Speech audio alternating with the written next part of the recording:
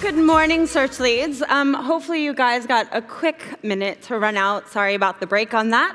But as Rob just said, I'm Jen Hoffman. I'm the marketing director over at DeepCrawl. And also, as Rob just said, we constantly are hosting beer gardens, and we've got one outside today. So please come and enjoy a T-shirt, a hat, and at 1 o'clock we'll be starting to serve the beers out there. So come grab one when you do. This morning I wanted to kind of talk about the business value of technical SEO. And for anyone who knows me knows I'm not an SEO, so why am I talking about this subject? I've been a marketing director at a technical SEO platform and/or tool for roughly the last 6 years. So my job has been to literally obsess over this industry and over SEOs and what plagues them. What are their objectives? What are their goals? What keeps them up at night? And how can I, as a solutions provider, help them solve those problems and challenges? So we actually ran a customer feedback survey late last year. And part of that was actually to interview both SEOs as well as their corresponding management teams. And one of the things that we kind of came away with from that was that both of them actually said that the struggles with SEO actually were the exact same thing. And that key finding was this, that SEOs struggle to actually translate the value of their work that they do internally to stakeholders and decision makers. So that really made me think, like, why is this? I mean, SEOs are great about talking about how fantastic of the work that they've done to each other. So why is it a challenge for them to actually translate this internally? Why is this a challenge for them to be able to actually quantify this at the business level? So after doing a bit of kind of assessment, I thought, well, these are simple, but why is no one doing it? So I thought, this is what we're going to talk about today, given my kind of unique perspective on the industry. So the first of which is we need to be customer obsessed. If your organization isn't already customer obsessed, you're already failing. Your customers essentially are what drive your business. So the second of which is report on business impact metrics. A lot of the time when I have conversations with SEOs, they're talking to me about their crawl errors. They're talking to me about their linking. They're talking to me about all of these areas that don't actually directly impact the business at a business level that their management teams are obsessing over. And the third and final one is something that I think a lot of you guys probably have been hearing about in the industry quite a lot lately, is make friends with your development teams. It's crucial that you do this because without them, you can't get your job done. So just jumping into it really quickly, becoming customer obsessed. So thinking about those user journeys. Put yourself in their shoes. Think about when you're going online and you're trying to essentially achieve a goal, whether it's to consume content or it's to purchase a particular product, it's to get that quote. What are the pain points that you're experiencing? And how can you go back with your own site, your own domain, and alleviate those same pain points that those customers are experiencing? So this is actually something that we did a bit of research on last year that we put into one of our white papers. So around customer expectations, what do they expect from your website? And the first and foremost was speed. How quickly is it that they can essentially get exactly the bit of information that they're looking for? And how quickly are you able to deliver that and satisfy their intent? So the second of which is how easy is it for me to find what I'm looking for, AKA your site navigation. So how easy is it for them to get from point A to point B again? And think about those pain points. Think about those friction points and those roadblocks inside of that structure, that navigation that's going to prevent them from having a positive experience. So going back to speed. This is actually a really cool tool. I don't know if some of you guys have seen it, but it's on the Google Developers blog. And it basically is a speed impact test. And it directly shows you the revenue that you could potentially be leaving on the table by not having a fast-loading site. In this particular example here, you've got Home Depot. They're kind of like a DIY retailer in the US. So Home Depot's site is currently loading at roughly 3 seconds. Based off of this speed impact test, Google is assessing that if they were to shave off 1 single second from that time and load in about 2 seconds, that they could essentially be seeing revenues of about $750,000. I don't know about you, but that's a lot of cash. So the 3 things that you actually need in order to run this speed impact test is your average traffic levels per month. You also need to have your conversion rates, and then you also need to have your average order values. Plug those 3 things into this speed impact test, and that's going to essentially give you the revenue, again, that you're leaving on the table. So the second thing, site navigation and structure. This is another survey that was taken in the US, as a matter of fact, to quantify effectively what consumers thought made a great online shopping experience. And I found that there were 3 key elements that were interesting inside of this. So the first one, 69% of respondents said, easy to search, easy to find. The second was simple navigation. Almost 56% of customers said simple navigation was key in having a great online shopping experience. Again, not a good online shopping experience, Good isn't good enough, they want great these days. Let's face it, we are very impatient, and more importantly, we are less tolerant of shitty websites. If a site has broken pages, if a site has broken links, if a site has out-of-stock errors, you're bouncing. You're going to a competitor's website, and there's lost revenue, there's lost customer, and there's lost potential for upsells and/or loyalty. So the second thing that I thought about was understanding those business impact metrics. So what are your business goals? How are you feeding into those business goals with what you're doing every single day? How many of you guys, show of hands, are actually reporting on these metrics, either weekly or monthly, quarterly, etc.? So like traffic, user sessions, crawl errors, that's it? Okay.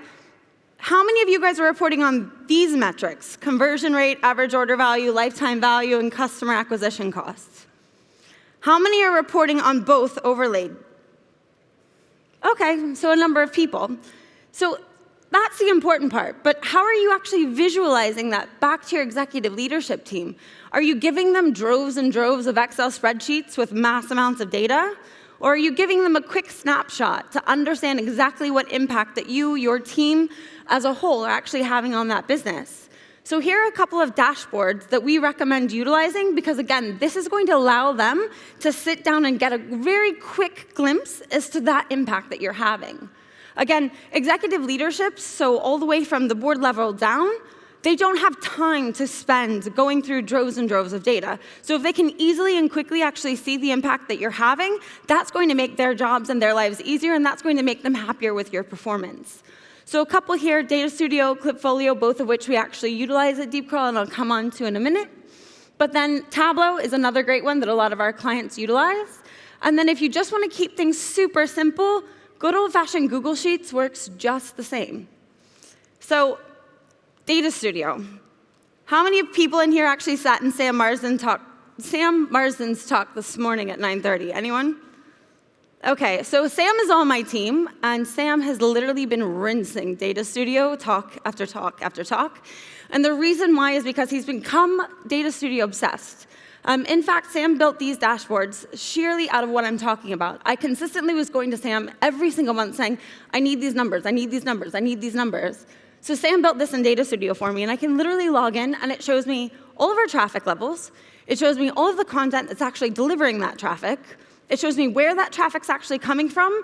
And one of the biggest things that's actually impacting our business is it's actually showing me geographically where that traffic is coming from. And why is that important? It's important because it's actually been able to power our business decisions for which new territories or geographic locations that we should potentially either be moving into or at least thinking about moving into as a business. So Clipfolio, this is another one that we actually utilize at the management level. And the reason why we use this is it literally allows us to screenshot these dashboards, and it basically feeds into our board report that we have to deliver every single month into our board. It allows them to literally see the traffic, the leads, the trials, all that my team is delivering against the revenue that our sales team is also delivering. Again, it shows the direct impact and the direct correlation as to what my team is doing against the business goals. Apologies. So the third, make friends with your dev team. I know this has been a conversation that probably has been had for ages. I mean, it stands the test of time, the friction point between SEOs and developers, right? In fact, everyone is now heavily talking about it in this industry. We had John Mueller on a webinar back in December, and John was actually asked the question, what is the #1 thing that SEOs should be thinking about in 2019? John's response was, how do you align yourself with devs better? Align yourself with devs better. They will make your work infinitely better. And as a matter of fact, Brittany Mueller, who will be up here at 2:15 today, also just sent this tweet out last week. Developers are the best. They can make your life infinitely easier, and there is so much that we as an SEO community could learn from developers. With sites being more and more JavaScript heavy, with us now having to think about machine learning, thinking about natural language processing, thinking about AI, all of these components literally tread on the turf of developers. So wouldn't it be in our best interest to actually work with them and learn from them? So how do you align your team with the dev team? So most importantly, understand how they prefer to work. Are they running in sprints? What do those sprints look like? What's their workflow process look like? How can you actually get involved in that workflow process, and can you actually make it better? Can you automate things? Can you help interject into that so that way their lives are easier? They can actually do their jobs more efficiently. And most importantly, in my opinion, if you know me, I'm like human obsessed, is humanize things. Who are they on a personal level? Take them out for a beer, take them out for a coffee, have lunch with them. What makes them tick? What makes them get up out of bed every single day and do what they do? What are their pain points?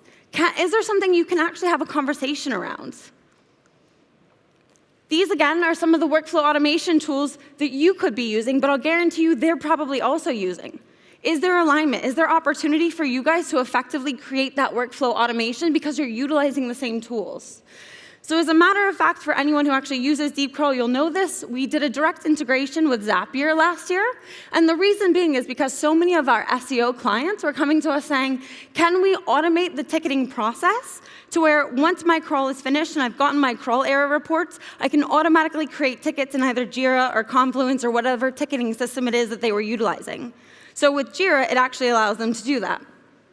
The other thing is, what comms platform are they using? Are they using Slack? Do they prefer email? Where do they prefer to get that level of communication in the event that you have a question or need to have a conversation with them? Next, you'll notice I am a big fan of surveys, a big fan of data. This is another survey that actually my team is currently running right now. This particular survey is aimed at both developers and engineers, regardless of their particular job focus or function.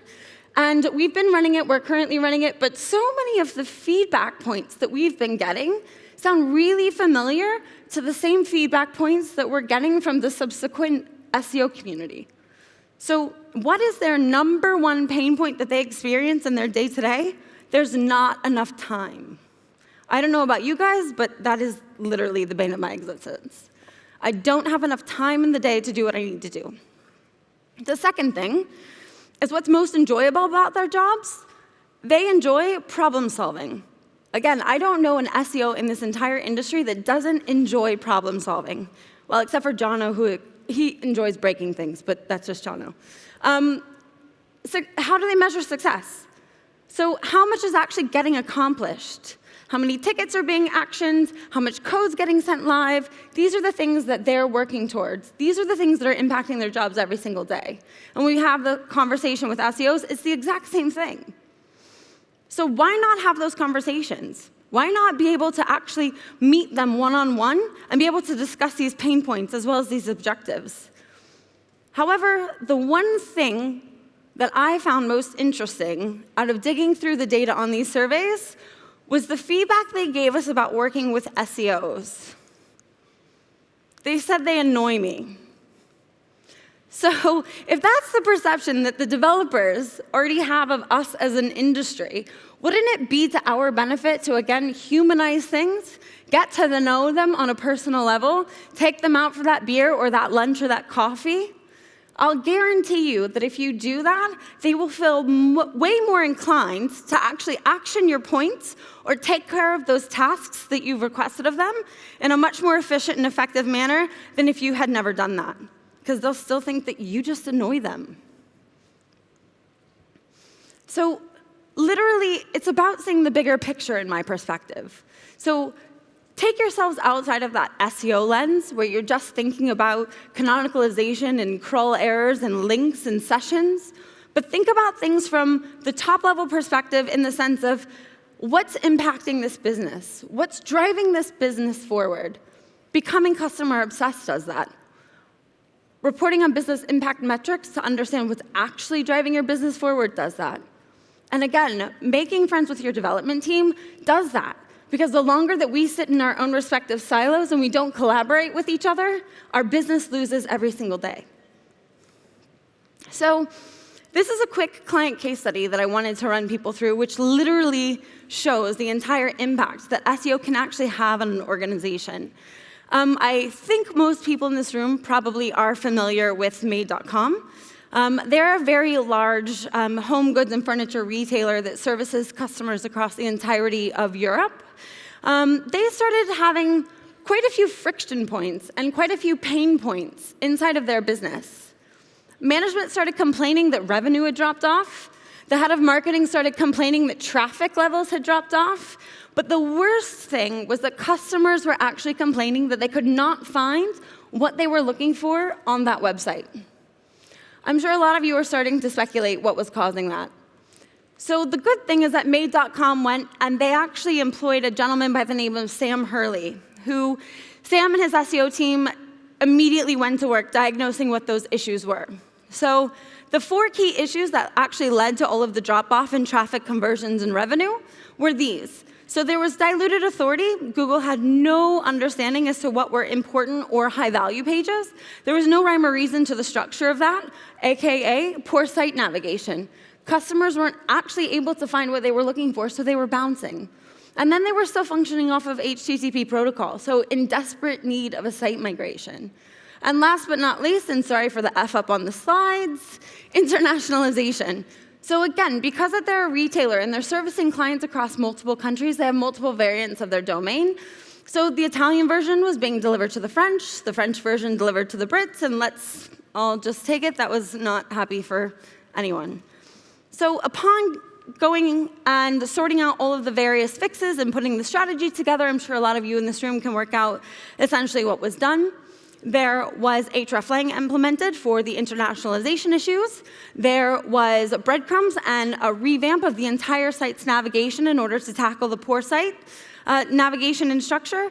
Then they obviously went through an HTTPS site migration, and all of this essentially allowed them to regain that domain authority. It allowed them to recover a lot of those rankings that they missed out on, but most importantly, it allowed them to recover the traffic and the revenue, not just recover, but they actually grew catastrophically to impact that business. 42% year-on-year increase in new users, but most importantly, and this is where the Made.com executive leadership team was quite happy with, a 31% increase year-on-year on their revenue. Now, obviously, I've had to take the exact numbers out of the slides here for client confidentiality, but some of you guys that are sitting in this audience right now that represent some large-scale enterprise brands, if you take your current annual revenue and you multiply that by 31%, I will guarantee you some of you guys are sitting on tens of millions of pounds worth of revenue. Again, that is direct business impact when you can quantify that and take that back to your executive leadership team. You show them these metrics, I will guarantee you, you will end up like Sam Hurley did. I will guarantee you that they will justify the investment and the resource into your team, and most importantly, you can get what Sam got, which was a pay rise. So a couple final thoughts for me is, again, become customer obsessed. Put yourself in their shoes. What are the pain points? What are the friction points that you're experiencing as you're trying to get from point A to point B? Above and beyond that, having a poor user experience impacts your brand reputation, it impacts your brand experience, and it also impacts customer loyalty.